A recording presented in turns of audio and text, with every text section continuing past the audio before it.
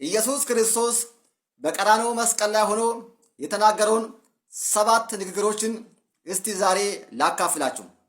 አንደኛ ሉቃስ 23:34 አባቴ ሆይ የሚያደርጉትን አያውቁምና ይቅር በላቸው። ሁለተኛ ሉቃስ 23:43 ዛሬ ከኔ ጋር በገነት ትሆናለህ። ሶስተኛ ዮሐንስ 19:26-27 ደቀ መዝሙሩን እነሆ እናትህ፣ እናቱን እነሆ ልጅሽ።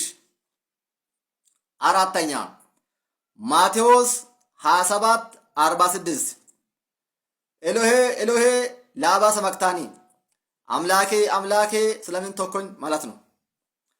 አምስተኛ ዮሐንስ 19:28 ተጠማው።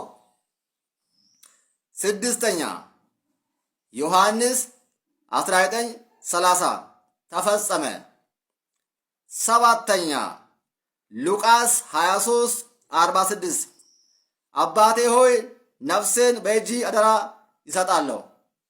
እግዚአብሔር ይባርካችሁ። መልካም በዓል ይሁንላችሁ።